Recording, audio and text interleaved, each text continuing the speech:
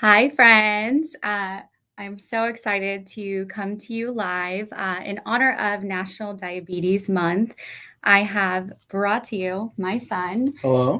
Bobby, who has type 1 diabetes. So we wanted to kind of do a Q&A. The biggest thing, we started a charity, Bobby's Bandits, which we have our first basketball tournament this Saturday or Sunday. This Sunday.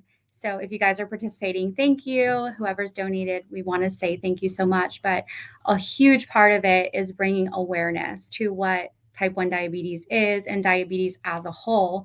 I thought it'd be a really great idea. Our team put this together of doing kind of a Q&A. So if you guys have any questions about diabetes, throw it in here.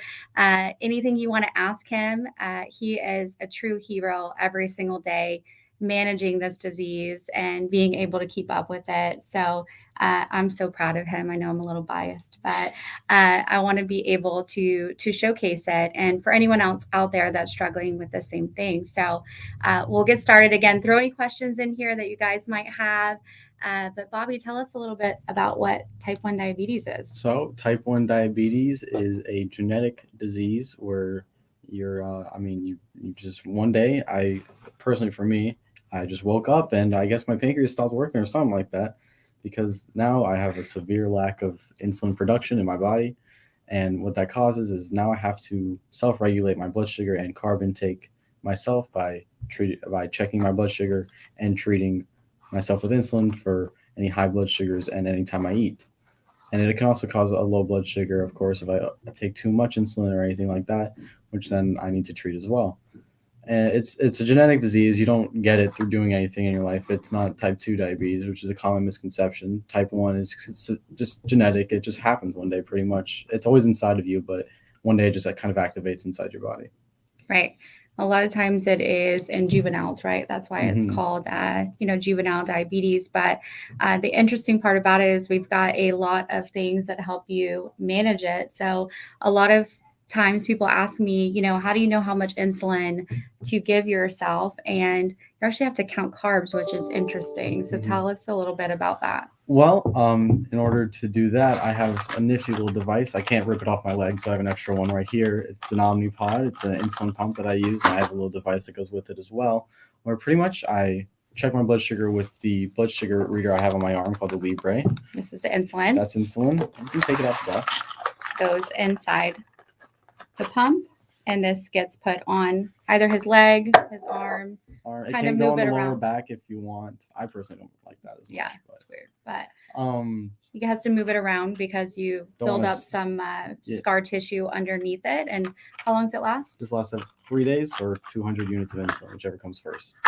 So pretty much what I do is I put in my blood sugar and the amount of carbs I'm about to eat into the monitor, and it has a calculation system where it takes my blood sugar. I believe it's you take my blood sugar, subtract 120 from it, and divide by about 30, I think. And you got that? Yeah. And that's how you get the dosage I need for my blood sugar. And then every 8 carbs is 1 unit of insulin. But of course, for every diabetic, it's different. That's just my personal dosage. Yeah. So he sees an endocrinologist. So they actually kind of determine as you get older, the units of insulin start increasing, right? The more lower the number of carbs to the unit. So when he was younger, it used to be like 20 carbs to 1 unit, and now he's at 8 carbs to 1 unit. So you can imagine how hard it is for him just to pick up anything to eat. We have to count the carbs and make sure. Kat says you've got to be a math whiz, and our little machine does it. The hardest part is going to actually like restaurants or just picking up random snacks, being able to calculate what the carbs are in that. So there's some really cool apps that help you with that too. And there are a ton of restaurants out there that are amazing at putting these things into apps and telling us what the carbs are. Yeah. And it looks like we have a couple questions here. Yes. So first from Chantel, is there a way to see if you have the gene before you get the disease? I don't think so. No, you can't. Yeah. It's unfortunately not a thing. You can be predisposed if it runs in your family, then you can have a higher likelihood of getting it, but that's about all that you can know. Yeah. And TJ asks if there's anything I can't eat with type 1 diabetes. I can eat what I want, I guess. I just have to dose for it. I mean, obviously I have to be reasonable, but that's just like any person. I mean, I would love to eat a chocolate cake, but unfortunately, that's not a reasonable thing for any person. Yeah, so I think that's another misconception about type 1 diabetes is, it's not a lifestyle disease. It is an incurable disease. So kind of the opposite of type 2. So you'll get a lot of people that'll say to you, hey, just, you got to eat healthier and it'll go away. And that's not the case with type 1. So he can actually eat pretty much whatever you want. Mm-hmm. You just have to, what they call, cover for it with the correct amount of insulin. But there's also a trick, right? The refined sugars that are in all the sweets that you love will tend I don't know what she's talking about. will tend to trick you and think that your blood sugar is spiking really high. So you cover it with insulin and then you end up getting really low and crashing. So those hangry spells happen very often. I don't know what she's talking about. We've got another question. Is there a maximum amount of insulin that you can get per day? It's a great question. No, it's just whatever you eat that day is what you take. It's not really a consistent disease. It's just and that's why these things don't last as long sometimes, because if he eats a lot, because this only holds 200 units of insulin. 200 units of insulin, which is about a fifth of this vial. So if he eats a lot, he has to continuously keep injecting, and this could last, only a day and a half versus 3 days if he's eating a ton of carbs. I don't think it's ever been that quite extreme, but you never know. You never know. Does insurance cover any or all related costs? That is a her question. Yes and no. So it just really depends on the type of insurance, which is another thing that we're so passionate about with Bobby's Bandits is, making sure that insurance companies consider the difference between type 1 and type 2, because this is not a lifestyle disease. This is a permanent disease. He has insulin dependent for the rest of his life. And a lot of times, like these Omnipods, which is an insulin pump, which means that he doesn't have to inject with a needle.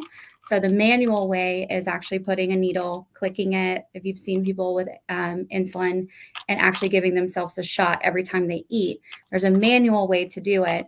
This to insurance companies is considered a luxury item, which I know is a very strange word. But some insurance companies do not cover this. And you can imagine what a relief it is to have something like this. I mean, he eats 7, 8, 9 times a day. Again, I don't know what she's talking about.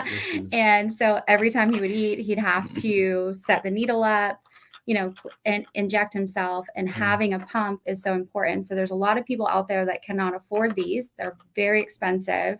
They're several $100s a month just to maintain these.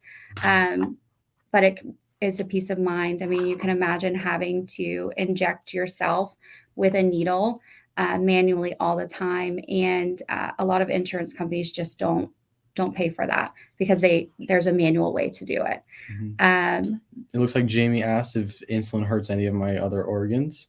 No, but the blood sugar spikes and drops that happen with diabetes can hurt my organs, because specifically I believe my kidneys, because they're in charge of taking out all the waste out of my blood. So when the sugar levels keep going up and down, they have to keep working harder, and then it's lower and then harder and lower.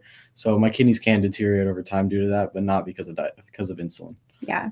And he feels it sometimes. He'll just you'll have sudden pain attacks of his kidneys, and he has to take a break and drink a lot of water and just relax. But it's just like any other diabetes, right? It affects your limbs, and all of that is restrictive at some point in time, unfortunately. So it does work in overtime to everything else. So we got another one. Are you restricted? Oh wait, hold on. No, we have plenty of questions. Yeah, we got lots of questions. Okay. This one's an insurance question from Allie. Go for it, Mom. Where'd it go? Oh, are you able to receive copay assistance directly from manufacturers? No, not that we are aware of, which is another reason why we started Bobby's Bandits. When Bobby was first diagnosed at age 9, a lot of you guys know that really catapulted my decision to start Celebration Title, was of this fear of not being able to afford the care that he needs going forward. So even at that time, we were on Kid Care, which is like the government assisted, but you still have to pay for the copays. You still have to pay for certain things. And they didn't do the luxury items, which are, gives mom a peace of mind at a 9-year-old And then, also the other site on his arm is scanned. It scans his blood sugar. So that one definitely is not covered in a lot of places. We're starting to get coverage from more insurance companies, but it's been a fight. And again, why we're doing Bobby's Bandits, because just a little thing like that to manage his blood sugar actually goes to our phone, and we can read his blood sugar at any point in time. So you can imagine what a relief that is when he's sleeping. If he goes low, the alarm goes off. You can't see what's happening inside of your body, and these extra items really help with that. So that's where the funds from Bobby's Bandits are going, is for the families that cannot afford these items and their insurance is not covering it. So even regardless, like you said, copay, you still got to do the copays out of pocket. There may be some coverage out there, but there's not a ton. And a lot of it is probably already taken up. So that's a really good question. Looks like our next question from Chris and Melanie, both asking about restrictions when it comes to sports. I can play whatever sports I want to. I just have to, of course, adjust because exercising does lower my blood sugar. Or if I'm drinking Gatorade brings my blood sugar up. So I just have to adjust mid-game usually if I have to bring myself down or bring myself back up. I always keep a juice on hand when I'm playing some sports. I guess the only restriction I can kind of think of is maybe football. I would have to go back to injections so nobody rips my pump off. Yeah. It used to come off in baseball if you were sliding or something. So you'll see a lot of Jay Cutler, when he was playing, he was a big proponent of type 1 diabetes, but you would see him on the sideline injecting. And then the Libre that reads his that reads his blood sugar, the manual way to do that is pricking your finger. So again, there's two things that he would have to do every time he eats without these machines would be prick your finger, read your blood sugar, then go ahead and take the number of units, do the math in your head, and go ahead and inject yourself for the amount of insulin you need to bring your blood sugar back down or up. Well, back down because you wouldn't take insulin to bring it up, but you would just eat. But in general, there's sites on his body. So they're literally this thing goes on his arm or his leg. So it's hard to play contact sports because if somebody does, you've had it ripped off by your brother quite a bit, wrestling around. So it's just even a little bit of a hand or anything on it can have those things come off. There's tons of sports bandages I've seen that we had when you played baseball. We used to wrap it up so it wouldn't come off, but it's still pretty painful. You can imagine when somebody hits it. But for the record, I will be balling out on Sunday with or without the pump. I will be having the pump on me and I will be balling. There's no doubt about that. Okay. All right. Moving on. Since were you diagnosed, was your brother also tested? So his brother does his pricking every once in a while. It is definitely something that we check out every time he goes to the doctor. Even when Bobby was young and, you have to prick your finger for, was it 6 months? They don't let you use the luxury items for a certain period of time until they get it under control.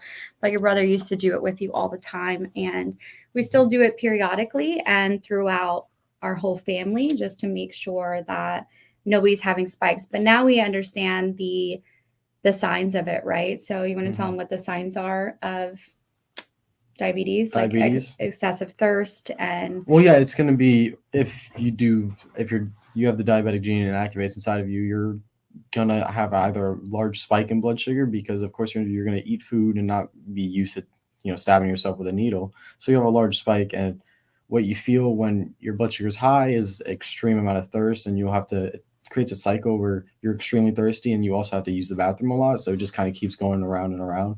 You'll feel extremely nauseous. Your stomach might start hurting. Overall, it kind of feels crazy weight loss. Oh yeah, I lost 10 pounds at 9 years old. When I was first diagnosed, I had lost 10 pounds in, a week, I think. Yeah. It was crazy.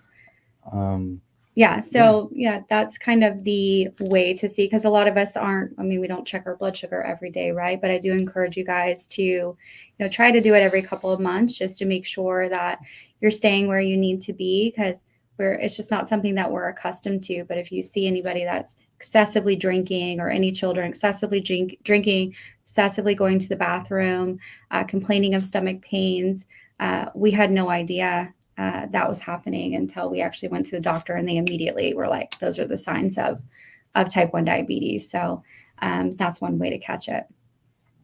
Shantae asked if it hurts. Like emotionally, no. Physically, a little bit. When I put the pump in and the other device, the Libre, and that initially hurts. And there was some. He just breaks my finger basically every time. What do you mean? Oh yeah, because I was like he makes squeeze on her. He makes me hold it up and squeeze. Yeah. Yeah, I'll squeeze her hand or something, but just pain initially and residual pain. But when I take insulin, I don't feel it go inside of me like that. But it doesn't really hurt most of the time as long as I'm not in the process of changing it. Yeah, which is why we like having these items again, because versus having to do it every single time he eats, doing an injection, this is just the every 3 days, so he doesn't feel it every time it's going in. There's somebody that says they have type 2, so they understand. Great information. I know that's... Being so young at the diagnosis, was it hard for you both to accept that this was your family's new norm? Well, yeah. Do you want to go first? Sure. Okay. I mean, anything that has to do with the health of your children is hard to accept, especially when you get that non-curable disease and you're just kind of confused because it's like, why is this happening to him at such a young age? And there would be times where, he definitely went through withdrawals at 9 where he just wouldn't even eat because he didn't want to take insulin or he didn't want to take a shot. And so just trying to manage that as a family was really difficult. But his brother was like such a sweetheart and definitely was a good support for him. We changed our diet completely as a family, just trying to figure it out. I know way too much about carbs and the way they affect your body now. But everybody's different, and his body adjusts so much up and down when it comes to carbs. And now that he's going through puberty, which is great. I know you love that word. I don't care. The emotion, obviously the hormones also trigger how your blood sugar goes too. So we could overcorrect, undercorrect, and it's a lot to manage. It's a lot of adjustment as a family, but he's done it with grace, and I'm so proud of him. From my perspective, I was 9 years old at the time, so it was kind of just like I was just adjusting. Like at that time, you're a young child, you're very susceptible to change. So I adjusted. There was a period where sometimes I would not want to do it all, but yeah, I think it was a better adjustment for me than it was for her because she knew this wasn't supposed to be happening. For me, this was just my course of life, I guess. It was just like, okay, this is new. I'll do it. And at the time, I didn't have like I couldn't think like, oh, other kids don't have to do this. This isn't fair. It was just my life, and I dealt with it. But yeah, for me, it wasn't, I think, as big. It was a big change, but it wasn't like so, like shocking that I like couldn't process it, I guess. Yeah, I think because it happened at 9, you're kind of used to it now, and it's crazy once something like that happens that all the people that in your circle and people start coming out that are dealing with the same thing, because a lot of people, you don't realize how prevalent it is until that thing actually happens to your family. So he's had a big support system. I will say my entire family has been extremely supportive. I think all of them, including her. But yeah, they've all been. Yeah, I mean, I just know she wants to hear it. But I really I couldn't have done it without my entire family behind me. All right. So what kinds of organizations are there to help support type 1 diabetes research from Rob?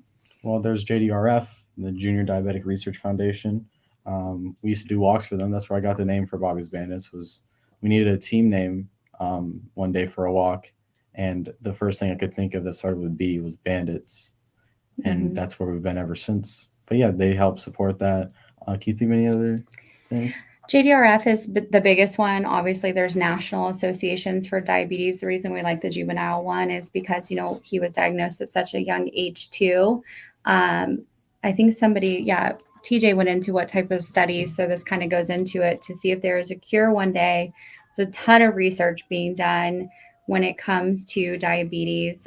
We're hopeful for a cure in our lifetime. There's a synthetic pancreas coming out of the University of Miami that is not approved in adolescents yet. They are doing it on some adults, but we're super hopeful that in the future that the research comes a long way on these synthetic pancreases that will actually have insulin producing in his body. Yeah, I will say the rapid exponential expansion of type 1 diabetic research, I think will be large in my lifetime, as any sciences are exponentially increasing like we've never seen before in our era. So I think that there will be a cure one day in my lifetime. And I feel like, I just got to keep fighting for that. I agree. And I think, every year there's an exponential amount of people being diagnosed with type 1 diabetes. So it's getting a lot more traffic and a lot more eyes on it, on trying to find a cure than it was before, because it was just such a small portion of diabetics are type 1 as well. So when you initially went to your primary care, as from Melanie, for the first time, were they able to distinguish and diagnose you right away? Or did they refer you to an endocrinologist? I was sent to the emergency room. Yeah. That's where they found out. Yeah. So he was almost in a diabetic shock. They immediately, from his symptoms, when I took him in, we just got back from New York from a trip, remember? And he was feeling so bad. And we took him in, gave him his symptoms, and they pricked his finger, they did his blood sugar, and it was like, it just read high. And, if you look at our blood sugar reading, a normal one is between like 100 to 125, and they go all the way up to 500. So if it's not even reading on it, the machine, it's over 500.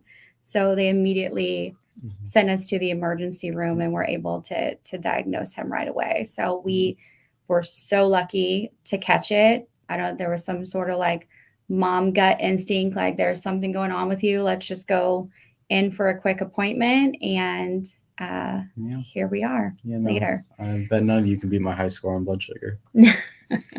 It was really high, very scary. It was scary. Very scary. And then obviously to get that diagnosis, and none of us knew what diabetes was or what type 1 was in general. So Allie says, Emma struggles with having to do extra stuff that her brother doesn't. Any advice in helping her feel okay with having a genetic condition and doing stuff other kids don't have to do? That's a good one. I'll tell her that being normal is lame. I'm just different. Like you just gotta do different things. You're a different person. Same way one person has to study a lot to get a good grade in school, and other people can just go into the test and pass it without doing any of that. You're just a different person. There's nothing wrong with that at all. If her brother doesn't have to do it, I mean, that's just him. She's just herself. And I think everybody's great as themselves. So, I mean, you shouldn't have to feel bad, I guess. You shouldn't have to feel bad about what you have to do to keep yourself alive, Yeah, that's good advice. That was a great analogy. I like that. But we just made it not such a big deal in front of his brother. It just became such a norm thing. Like we don't over talk about it or overdo it. So not to make him feel less important or less of the attention. This is just what Bobby has to do. And there's a lot of things that Alex has to do that Bobby doesn't have to do, and vice versa. We just make it very much on the same level for those things. Bobby, you are so mature and have such an amazing perspective. Thank you, Chantal. I appreciate that. So nice. Christy says, what advice would you give another young person who is being diagnosed with type 1? Some advice, I guess, would be that it's going to suck at first, but you'll get through it. Like, I know the worst part is right at the beginning where you're all confused and don't know what to do. But I mean, once you hit rock bottom, you can only go up, I guess. So it'll get better.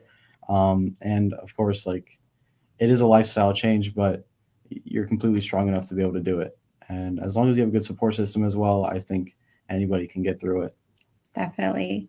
And reach out to other people. You wouldn't believe, don't keep it a secret, right? You wouldn't believe that once we started talking about it and engaging online or reaching out to other organizations, there's a ton of Facebook groups out there with moms. There are kids getting diagnosed at 3 months old, right? I even feel super fortunate that he was in a position where I could actually communicate with him and be able to talk about carbs and all of that stuff. So there's a ton of support out there, and just look at it as something that is, again, just what you have to do, but there are no restrictions as long as you manage it and do it with a positive attitude. As a mom, I'm so proud of you. You're such a trooper. Oh, from Pat. Would you ever volunteer for research? That's a great question from Alicia. If it sounds like fun. No, I'm kidding. But I think I would. Like, probably not something so extreme as to, maybe not surgery for research purposes, but I would participate in like some research study on diabetics or all that. And I mean, if it was early, like some research had been done and early trials of some surgery, I guess I would consider that. But there is a lot you have to do to think about volunteering your body for scientific purposes. Yeah. Yeah, it's again, this is something that we want to pull into Bobby's Bandits too in the future is looking at what that looks like and helping other kids, and for him to be a mentor for the younger generations too with the research. Okay, so next question. What are some ways that members of the community could support Bobby's Bandits? You want me to go? Yeah. All right, cool. I mean, if you want to follow our Instagram, repost that kind of stuff, that'd be pretty cool. I don't personally have Facebook, but I'm sure stuff gets posted on here, and repost all that. Donations are completely an option. That is not required to help support our community at all. That's completely an option. Just coming out, maybe volunteering every now and then, that also helps immensely. But spreading awareness is a key part of really helping our mission. So spreading our social media posts, spreading the word, all that. I mean, I've given out a couple bracelets at school to some people. I mean, that's about all. You can just spread the word, I guess. Yeah, the awareness is the number one step for us with Bobby's Bandits, and of course going into legislation and with insurance companies. It all starts with awareness and making sure that people understand what type 1 diabetes is and what these kids are actually struggling with. And Bobby's Bandits wants to help families that cannot financially keep up with all the things that go into handling the diabetes. And then of course the emotional support, right? We want to be there for them to lean on. What's your plan for Bobby's Bandits if a cure is found in the future? I guess if a cure is found in the future, which would be extremely amazing, our goal would probably shift to detection of type 1 diabetes, help families who don't really know what it is, like find out that their kid is diabetic, maybe pay for being able to be cured. That still costs money as well. But yeah, I guess early detection and getting the cure itself would be our main goal in that case.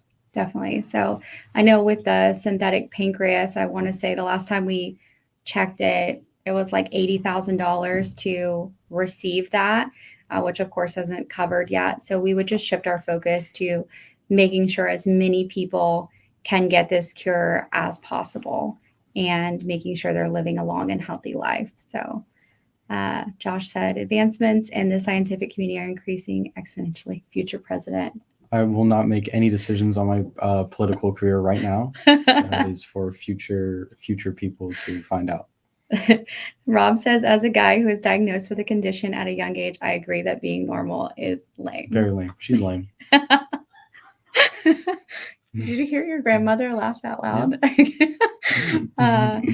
My fiance says he is special because he has it. Oh, this is good. Huge market for it. My mother-in-law has it too. There's research companies growing vegetables you can eat instead of using needles to get what your body needs. There's a ton of organic things happening. I know there's things happening in Colombia with certain injections that you can take once a year that will try to establish your pancreas and creating insulin. There's a lot of research going on besides just the synthetic pancreas. So we are going to definitely, part of Bobby's Bandits is to keep you guys afloat on all of that. So I'm glad we have more people being normal is lame. Being normal Thank is you, lame. Scott. Future president. We'll not talk on the presidency right now. Is this you never know. Genetic worry? Like 2036? Is this a genetic worry for your far in the future children? Well, unfortunately, it does continue to be passed down. So as long as my genetics keep going, then yes, it could be a worry. I'm sure some of my ancestors had type 1 diabetes. Yeah. Originally, they said it skips a generation, but there's been a lot more people that are being diagnosed. I even know somebody who both their children had it, and then their children's children had it. Mhm. So it's wild how there's no pattern, but we do know that our family carries the gene, and it's very possible for both Mhm. himself and his brother's children to have it. Did you still have the walk that you did once before? That was the JDRF Yeah, walk. the JDRF walk. Yeah, we're still going to do that. Yeah. When was the last one? It didn't happen last year because of COVID, but the year Yeah. before, it's Year normally before in we went. March, right? Yeah, I think so. Yeah, so we will definitely let you know. And we appreciate everyone who came out for the walk. And again, like you said, that's where we came up with Bobby's Bandits. Mm-hmm. Christy says, Bobby, your amazing attitude about all of it has always been something I admired through your journey. Oh. I came to share an office with you, and seeing you stay on top of it is very impressive. What's it like to be the goat? Well, thank you, TJ. I appreciate one goat recognizing another goat. What's it feel like to be the goat? I feel like every day I just wake up and know that there is nobody greater than me. That's what it's like to be the greatest of all time. Mamba mentality. Your grandmother is laughing so hard in the other room. Oh my gosh. All right, guys. I think any closing remarks? Any closing remarks? You can all aspire to be the GOAT as well, but that's not going to happen as long as I'm here. Being normal's lame. Yeah, being normal's lame. Lame-o right here. Bunch of lame-os in this office. Yeah, thanks y'all for listening. I really appreciate it. Diabetes kind of sucks, but you can get through it. Yeah, I'm getting through it. Definitely. Yeah. Thank you guys for listening. And you can see where he gets his amazing sense of humor. The original GOAT right here. So bye, guys. Bye.